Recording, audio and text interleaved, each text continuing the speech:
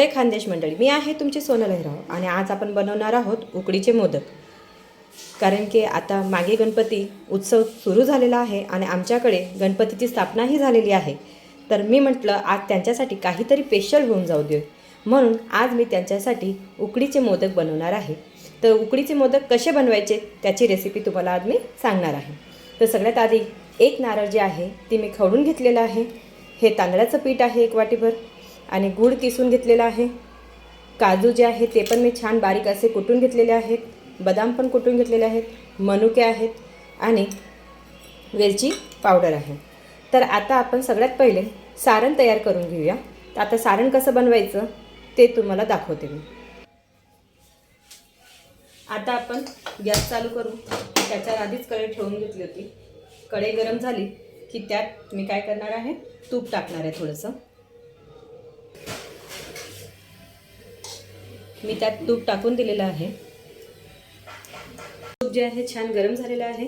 त्यात आपण आता हे खवळलेलं जे नारळ आहे ते टाकून घेणार आहोत।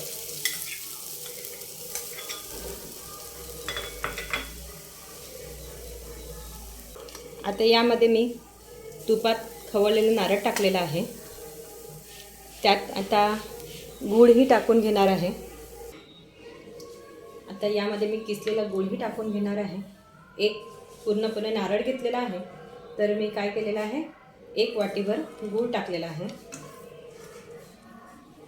आता त्याला आपण छान असं मेल्ट करून घेऊया, एकजीव करून घेऊया। तुम्ही बघू शकतात की अजूनही आपला गूळ जो आहे तो पूर्णपणे वितळलेला नाही आहे। तर अजून आपण याला काय करणार आहोत, सारणला जे आहे अजून चांगलं आटवून घेणार आहोत। त्यानंतर याच्यात आपण काजू बदाम मनुके टाकून घेऊ। सारण तयार होत आहे तोपर्यंत आपण उकडीचं जे पीठ आहे ते तयार करून घेऊया। उकडीचं पीठ तयार करण्यासाठी आपण गॅसवरती पातेली चढवलेली आहे आणि त्यामध्ये 1 ग्लास पाणी टाकणार आहोत। थोडंसं मीठ घालणार आहे।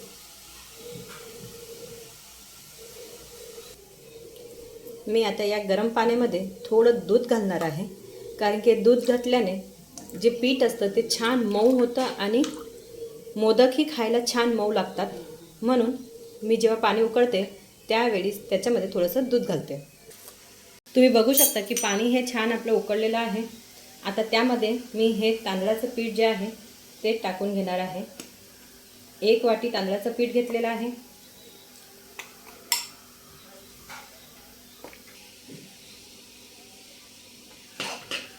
आपण याच्यात 1 वाटीभर आणि थोडं किंचित मी आणखी वरून थोडंसं टाकलेलं आहे पीठ। आणि आता याला आपण चांगल्या प्रकारे एकजीव करून घेऊया। आपण एकजीव करून घेतलेला आहे।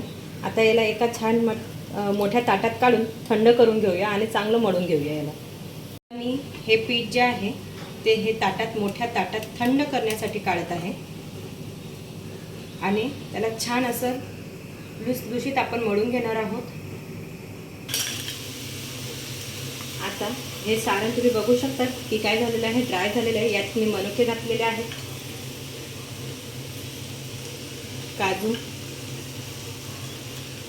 आणि बदाम। परत त्याला आपण एकजीव करून घेऊ। याच्यामध्ये मिरपूड घालून घेतले मी आणि परत एकजीव करून घेणार आहे। तुम्ही बघू शकता की सारण हे छान असं बनून तयार झालेलं आहे। याचा जो खमंग सुगंध आहे जो पूर्ण घरामध्ये दरवळत आहे। आता हे सारण जे आहे ते पण आपण थंड करून घेणार आहोत आणि तोपर्यंत आता पीठ मळून घेऊया आपण। उकडीचं पीठ जे आहे ते असं छान थंड करून घेऊया आणि जर त्याच्यात पाणी कमी पडत असेल तर थोडं गरम पाणी करून घेऊया आणि ते गरम पाणी त्याच्यात थोडं थोडं ॲड करायचं आपण।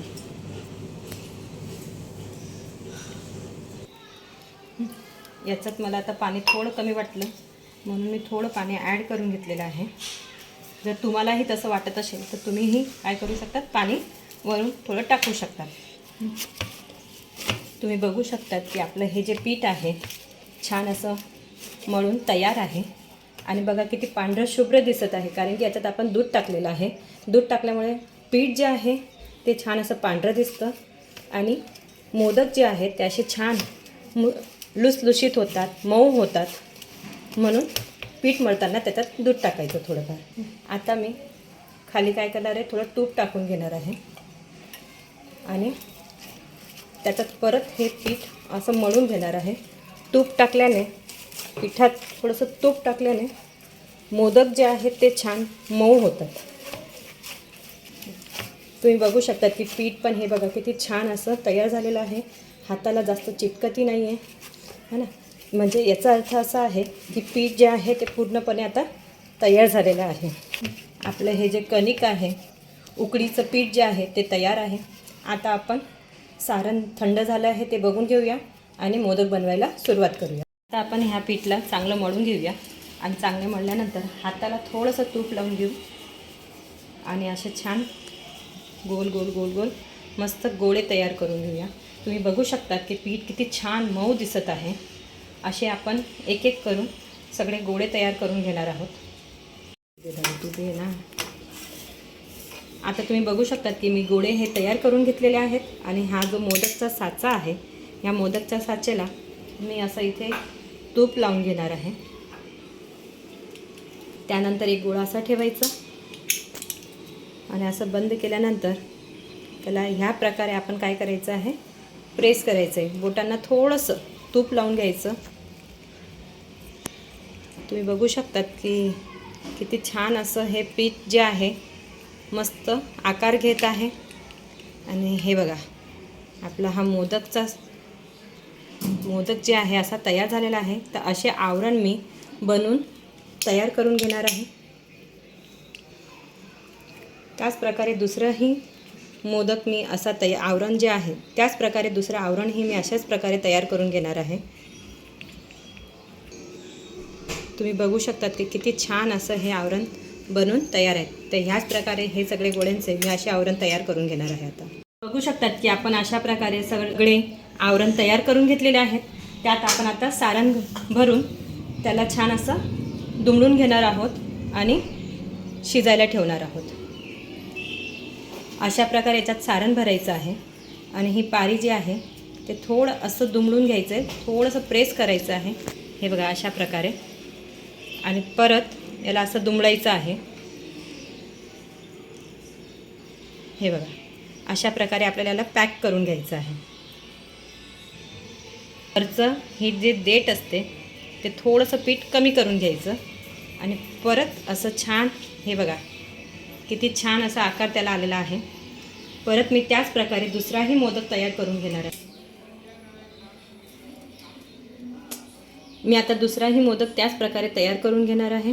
यात मी आता असंच त्याच प्रकारे सारण भरून घेतलेलं आहे आणि परत ही जी पारी आहे ती आपण थोडीशी हाताने प्रेस करून मोठी करूया आणि हे बघा अशा ह्या प्रकारे आपण त्याला दुमडणार आहोत. हे बघू शकतात तुम्ही की किती छान असं दुमडलं गेलेलं आहे. म्हणजे पूर्णपणे पॅक झालेलं आहे सारण. आणि परत ही वरची जे देठ आहे हे थोडं पीठ जास्त आहे, तर आपण त्याला काय करू शकतो की अशा प्रकारे थोडंसं तोडून घ्यायचं आणि परत त्याला असा शेप द्यायचा आहे. तुम्ही बघू शकतात की हा मोदक जो आहे तो किती छान प्रकारे तयार झालेला आहे. आता मी त्याच प्रकारे सगळे मोदक तयार करून घेणार आहे. मोदक तयार होत आहेत तोपर्यंत आपण काय करूया, पाणी गरम करायला ठेवूया. पाणी टाकून गरम करायला ठेवलेलं आहे. तर तुम्ही बघू शकतात की पातेलीत मी 4 ग्लास पाणी टाकून घेतलेलं आहे. आता मी चाळणमध्ये पाणी ठेवणार आहे. तर त्या केळीच्या पाण्याला आधीच मी स्वच्छ पाण्याने धुवून घेतलेलं आहे आणि या चाळणमध्ये आपण त्याला ठेवणार आहोत. या प्रकारे आपण पातेलीवरती चाळण आणि चाळणमध्ये हे असं छान ठेवून घेणार आहोत. जर हे त्याच्यात मात नसेल तर तुम्ही याचे 2 तुकडेही करू शकतात. आता मी यामध्ये हे केळीचं पान जे आहे ते पूर्णपणे येत नव्हतं, म्हणून मी त्याचे असे तुकडे करून घेतलेले आहेत. अशा प्रकारे ही जी चाळण आहे त्या पूर्ण चाळणमध्ये मी केळीचं पान ठेवून घेतलेलं आहे आणि ह्या केळीच्या पाण्याला आपण थोडंसं तूप लावून घेणार आहोत, जेणेकरून मोदक जे आहे ते तिथे चिटकणार नाहीत. हे पाणी गरम होत आहे तोपर्यंत आपण सगळे मोदक तयार करून घेऊया. तुम्ही बघू शकतात की आपले मोदक हे जे आहेत ते सगळे तयार झालेले आहेत. आता हे तयार मोदक जे आहेत ते मी या गाळ्यांमध्ये ठेवणार आहे. या तुम्ही बघू शकतात अशा एक मस्त असं रचून घेणार आहे मी. किती सुरेख दिसत आहे है ना. हिरव्या पानावरती व्हाईट मोदक, सफेद मोदक किती छान दिसायला पण छान दिसत आहेत आणि त्याचा सुगंध पण छान येत आहे. केळीचा पाण्यावर ठेवल्याने केळीचा पाण्याचा जो सुगंध आहे तो थोडाफार मोदकमध्ये उतरतो, म्हणून शिजवताना केळीचा पाण्यावरती आपण ठेवायचं असतं. मोदक असे छान प्रकारे रचून घेतलेले आहेत आणि यावरती मी आता एक असं मस्त केसर घालणार आहे, म्हणजे केसरचाही सुगंध त्याच्यामध्ये छान येणार. की मी सगळ्या मोदकांवरती मस्त असं केसरी टाकून घेतलेलं आहे. आता यांना मी फुल गॅसवरती 10 मिनिटांसाठी शिजवून घेणार आहे. आपण बघू शकतो की हे जे मोदक आहेत केसरचे मोदक हे छान असे तयार झालेले आहेत. तुम्ही बघू शकतात की केसरला किती छान असा रंग आलेला आहे. जर तुम्हाला ही माझी रेसिपी आवडली असेल तर नक्कीच लाईक करा, फॉलो करा, शेअर करा आणि सबस्क्राईब करायला विसरू नका. धन्यवाद.